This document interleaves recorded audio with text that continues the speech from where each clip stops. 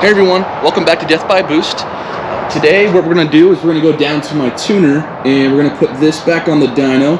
Unfortunately, the new computer that I had to put in and get reprogrammed by Ford and reflashed, and we'll get into that on the drive over there. But computer failed, and yeah, I'll let you know what happened and why we found out that it failed. Besides that, we're going to do a nice cold start for you guys, get out on the road, and then once we're out on the road, we will I'll kind of inform you on what happened, what we did to fix it, and how we got to the solution. So I'll catch you out there. Let's look at this cold start.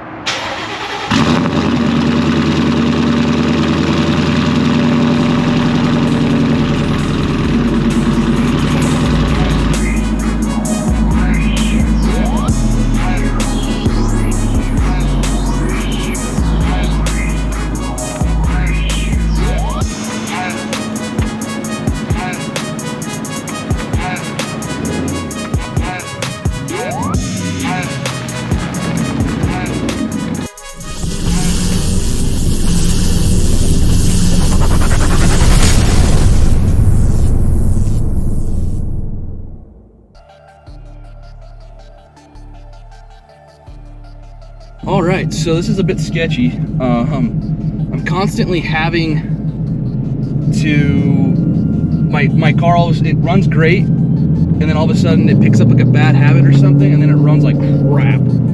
I go on, and then in order to get it to be able to run right again, I have to go unplug the mass airflow sensor, let it run without that, and then come back, clear the cam, plug the mass airflow sensor back in, and then it idles right again and runs right again, because I literally can't even drive the car when it starts picking up this stupid habit that it keeps getting. But you see me when I'm paying attention to my N gauge over here, watching fuel trims and everything, so it's kind of a long drive to get to my tuner. I'm praying that I don't end up on the side of the road, you know, Ford found on road dead. I really hope that doesn't happen. Unfortunately, I'm getting kind of a late start too, so I hope I don't mess up it. Nah, it's screwing me up already again. This stupid car.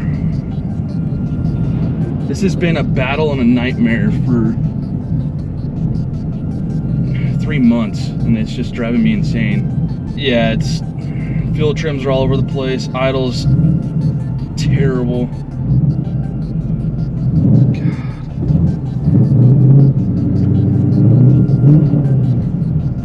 Yep, I don't think I'm gonna be able to make it today. This sucks. Now it's wanting to idle right again. It's amazing because nobody at all has an inkling of an idea of what the heck this is, why it's acting this way and why it's behaving this way. But my tuner's like, I've never even heard of it. Look online, nobody has like a repetitive problem, it's not a repetitive problem, I guess, enough to be able to have people posting about it. I'm trying to make the decision if I need to take a 45-minute drive with it acting like this, just to get it down there and leave it with them, or so I don't have to trailer it again. First world problems, right? My 1,000 horsepower car doesn't run right. Wham. Well, let's see what I can figure out here. And we're getting on the highway. This should be fun.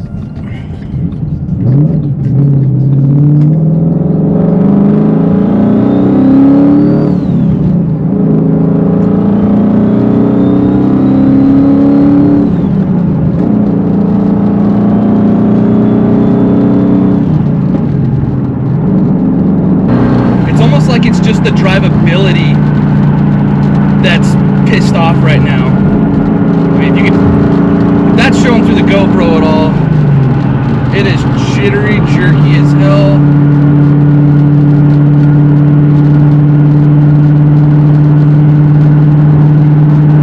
She is running rich. She's not leaning out. Oh, there she goes. Now she's leaning out a little bit on diesel.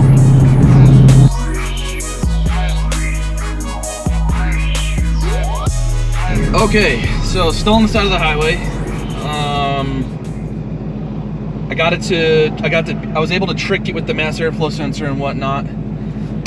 Unplugged it, got codes, cleared codes, pulled the battery, got it back to idling right with the mass airflow sensor plugged back in. It's idling perfect now. And mind you, I don't have any control over the tune. I'm just jacking around with sensors and kind of doing what Craig and I did.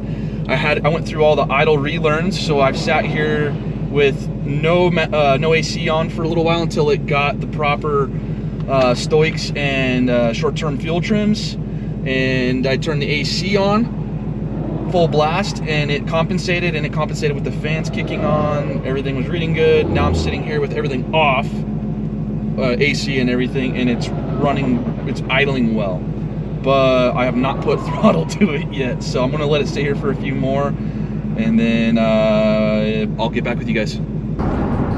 Okay, so I'm back on the road. As far as I'm concerned, the car's running just a little bit rich, not much, just a little bit. I'm gonna go up and down with throttle. Obviously, temperature's all good, everything's fine. It's just something with this freaking car, man, I tell you. So I'm probably just gonna take whatever time I need to milk it to get it all the way down there, and I might be without my Mustang for a while, so that's gonna suck. But in the same respect, I've done everything I can. I've beat my head against the door as hard as I can. So actually, I'll get you guys caught up to speed. So I haven't filmed most of this just because, well, I'm new to YouTube and I'm not used to carrying a camera around with me a lot. And when I get into issues and things aren't running correctly like they are right now, I have a hard time remembering to grab a hold of a camera and film and talk to you guys. But I'm trying to get better at that. As you can tell, that's what I'm doing today. My car has always had like a little odd habit to it.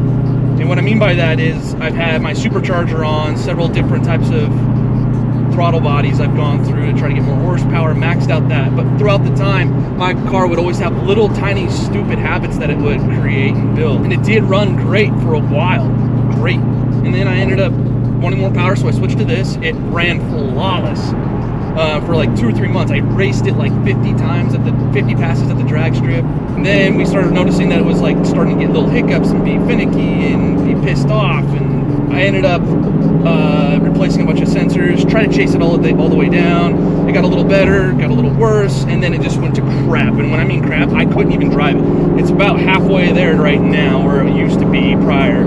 We fought it for like 2 months, Craig and I did. And then all of a sudden it fixed itself, and then the battery would be unplugged, and then it would go to crap again because I would try to do resets and shit. But I ended up getting a computer, a PCM, and the problems just seemed to completely go away. The car ran better than it ever has. I was happy with it. Well, all of a sudden, out of nowhere, it was garbage, just like running terrible. And we were able to get it back into a learning phase, and it ran great. And it was running fucking fantastic until right now, and this is pretty frustrating, I tell you. I know this video didn't go as planned. I'm gonna keep playing with it like this. I don't want to bore you guys to death with this video. I'll turn it back on when I get to the shop. Fingers crossed that we'll figure this out, and I can actually provide a solution to you guys. So if this really weird, rare thing ever happens to one of you guys, you might have a direction that you can look to try to diagnose it. So stay tuned.